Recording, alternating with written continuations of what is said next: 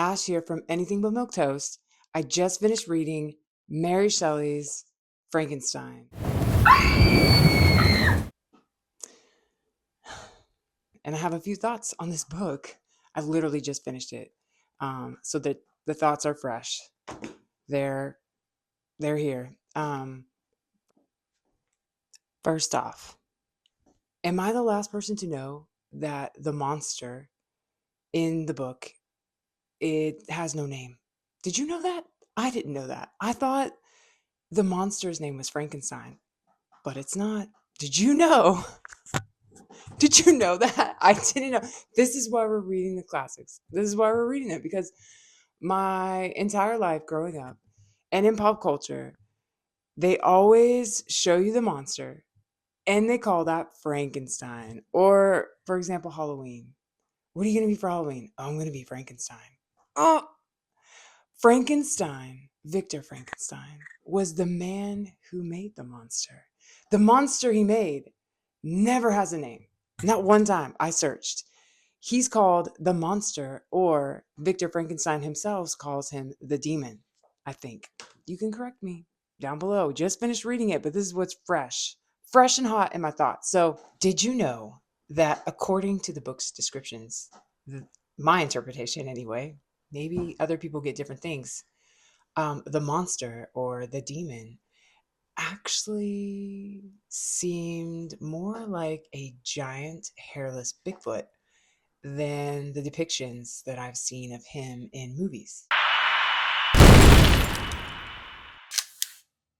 Yeah, nothing like what I've seen in movies or costumes or even covers of books remotely resemble the Frankenstein's monster I read in that book.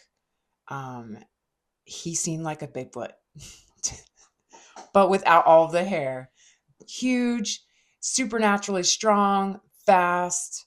Um, he seemed just a man, a monster full of energy and passion and nothing at all like the stupid, slow, dim-witted monster that often is depicted in the movies.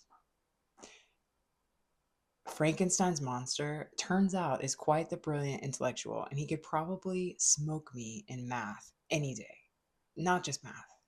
He could outdo me um in just speaking, just being a normal human being. Very eloquent speaker, this one.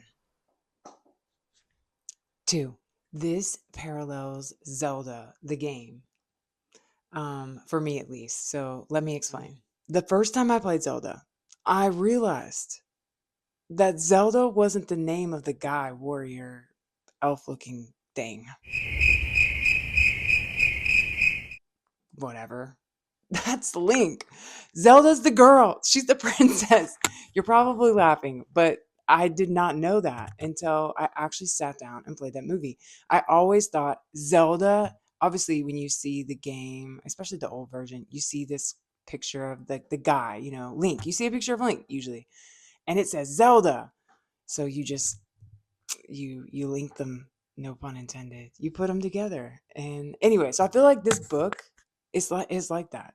My whole life we thought that this guy right here, his name was Frankenstein, but it's not. He sadly has no name. 3, and a spoiler alert. So if you don't want to know, you should stop here. Frankenstein is a straight up tragedy.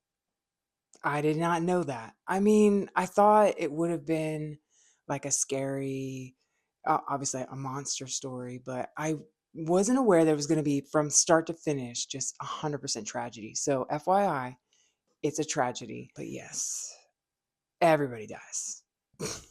And on that cheerful note, here are my final thoughts on Frankenstein.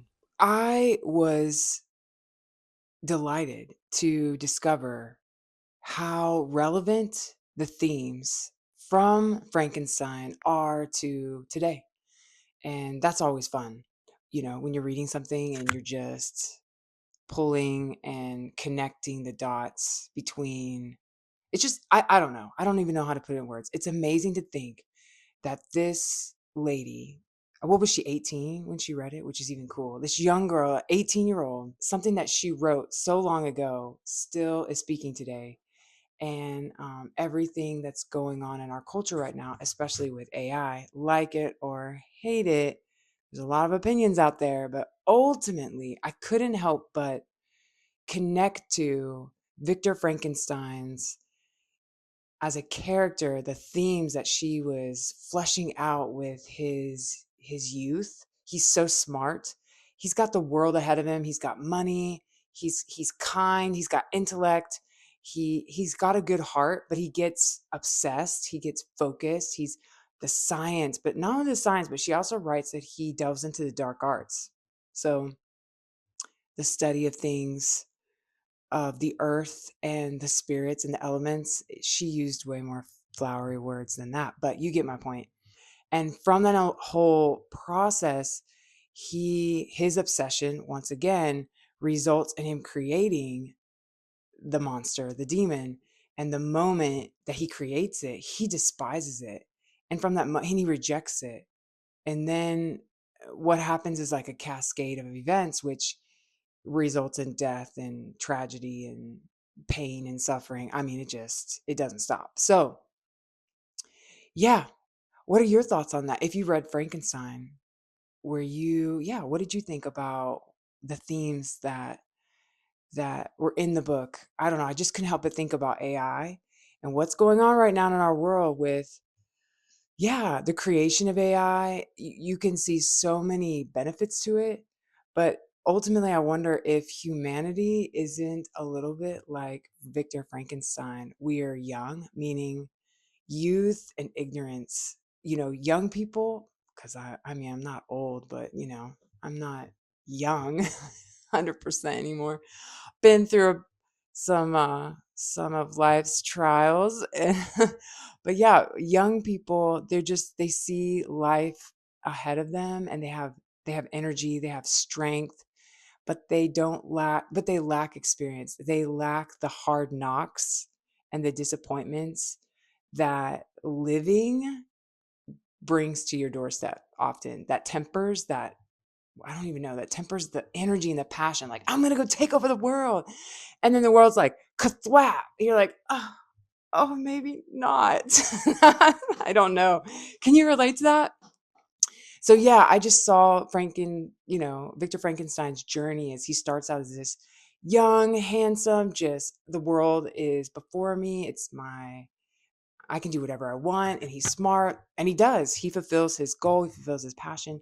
But the end result is bitterness and ruining of his life. And I just wonder if humanity, I don't know, only time will tell if if there's some parallels to Victor Frankenstein and what science is madly, passionately, and obsessively running towards. Anyway, those are some of my thoughts. If you haven't read Frankenstein, you should check it out. And maybe you don't want to read it. You can just, I read it for you. Thank you so much for watching. Really appreciate it. And we'll see you later.